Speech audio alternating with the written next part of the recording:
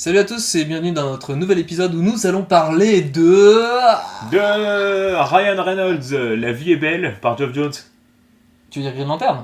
Oui, bien sûr. Ah, mais Meilleur oui. film de super-héros de tous les temps. On est d'accord. Allez. Au scénario, on a Geoff Jones qu'on a présenté, représenté, donc présenté une fois dans Justice League, puis dans Flashpoint. On a Carlos Pacheco. Et Pacheco! Oh! Voilà, pardon, c'est les noms mexicains, ça me... D'accord.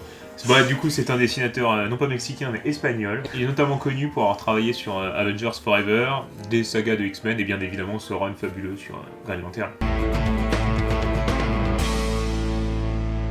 La vie est belle, c'est que 2 chapitres dans l'intégrale de Green Lantern par Geoff Jones, le fils de Mongul revient sur Terre, il va péter les bouches, il en a contre Green Lantern, Hal Jordan en particulier, puisque Hal Jordan a lutté contre son père qui avait éradiqué totalement Coast City, la ville d'Hal Jordan. S'ensuit un combat où il y a Green Arrow et Green Lantern qui sont là et qui vont essayer de lui péter la gueule. Ils vont se faire empoisonner, forcément, au début, ils vont partir dans les vapes. Et puis, ce qui est intéressant, c'est de voir comment ils vont se sortir de ce merdier, puisqu'ils se font endormir comme des petites merdes. On va traiter les principaux en duo, évidemment, Green Lantern, Green Arrow, puisqu'on a une vraie bromance, on a 2 potes qui sont là. Qui tabassent et puis qui ont des choses à se dire aussi. Les deux s'étaient manqués, donc ils font des petits points aussi sur leur vie. On voit que Green Arrow a toujours rêvé d'une vie de famille et que Hal Jordan c'est un peu pareil, quoi. Enfin, ils sont en train de se reprocher certaines choses et ils se connaissent par cœur. Aussi, ce qui est très cool de voir, c'est que quand ils se battent ensemble, on sent qu'il y a des automatismes. Chacun utilise les atouts de l'autre, dans la scène où Green Lantern fout des flèches dans le carquois de Arrow parce qu'il manque de flèches, il lui balance des flèches avec son anneau, il lui en donne, ça c'est grave stylé. Ouais, c'est une vraie bromance quoi, les gars, ils font la paire. Et puis on a le fils de Mongul en boss final, en même temps il y a que lui, ces 2 chapitres. Lui il pète des bouches, alors lui il prend la grange, il la balance partout, et puis il a un espèce de pouvoir avec ses roses là. Il balance des roses qui viennent s'enraciner dans le corps thorax, de ses victimes, ouais. En fait ça les empoisonne. Ça leur fait avoir des visions de rêve en fait, quoi. Ils sont en plein trip, Ouais. Voilà, t'as envie d'avoir une femme trop bonne, tu te vois avec une femme trop bonne. Le fils de Mongul il en a à des coudes parce que sa sœur lui vient en aide, la fille de Mongul, donc elle aussi elle pète de la bouche. Elle finit quand même par se faire... Arracher la tête, un coup de poing. Voilà. Il lui dit la famille est un, et au moment où il dit point faible, il y a POM! Il décapite sa sœur avec un coup de poing. Voilà. Qui n'a jamais fait ça.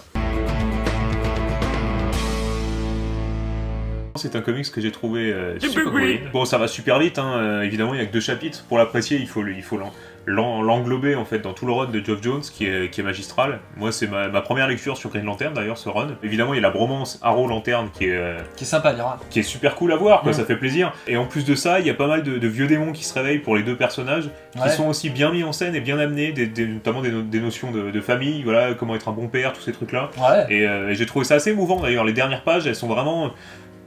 bien amené, c'est de l'émotion, c'est très facile à faire entre guillemets quoi, c'est de l'émotion, voilà, un père, son fils, c'est une relation qui est très con, mais c'est amené de manière savante et très fine et j'ai trouvé ça très bien fait personnellement. Et puis les dessins évidemment de Carlos, ils sont vraiment sublimes. Ah Carlos, c'est vrai qu'il y a beaucoup de pinto. Mon avis sur ces 2 chapitres, La vie est belle, est identique au tien. Quand on commence le run, on voit Green Arrow dans le retour d'Hal Jordan, vraiment très concerné par le retour d'Hal Jordan, très questionné. Et là, enfin, une fois qu'il est revenu, donc on sent que putain ça l'avait manqué quoi, ça, tu vois, putain ça y est quoi, Hal il est de retour, les bastons sont vraiment cool, il y a un feeling quoi, ça se déplace entre les deux, quand il y en a un qui est en train de se faire mettre la misère, t'as l'autre qui arrive pour lui sauver la mise entre guillemets. C'est un coup de fraîcheur aussi dans ce run puisqu'il y a des trucs un peu plus graves, un peu plus profonds et moins directs sur de la baston directe qui sont dans le run. Là quand on arrive sur ces 2 chapitres là, ça met un petit coup de fraîcheur et ça balance quoi. C'est groovy j'ai envie de dire, tu vois, bam bam bam bam bam bam baston. Tu n'es pas noir, tu n'es pas noir. Ouais, je suis Dallas. Ça ne marche pas. Ah merde. Pour mon conseil de lecture, je vais être très très original et très très bref. En fait, je vais vous conseiller tout simplement de lire tout ce qui se passe avant et tout ce qui se passe après dans ce tome 1. Puisque, écoutez, là c'est par expérience personnelle que je parle. Ce tome 1, Geoff Jones présente Green Lantern, c'est vraiment une très très très très bonne porte d'entrée pour découvrir le personnage de Green Lantern. C'est vraiment un coup de cœur dans ma lecture, je vous le dis franchement. J'ai rarement l'occasion d'être aussi sympathique avec les lectures dont on parle. C'est très très cool. Achetez ce truc-là, lisez-le. Masturbez-vous dedans si vous voulez, ça ne regarde que vous, ça ne regarde que vous. Voilà, banco, bisous.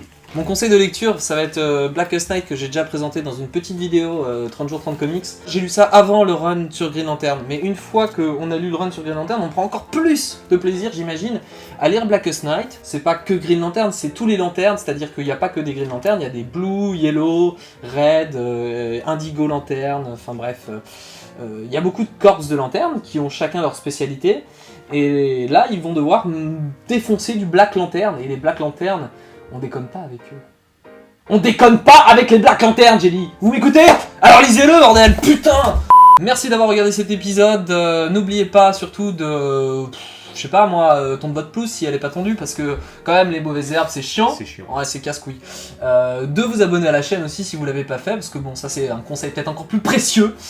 Et puis lâchez des pouces bleus, Ouais. n'hésitez pas non plus à partager la vidéo, montrez-la à votre maman, pour histoire de lui montrer que vous avez de saines occupations. Voilà, et que vous regardez des vidéos avec des mecs super stables dans leur tête. Voilà, hein, on vous fait des bisous. Non.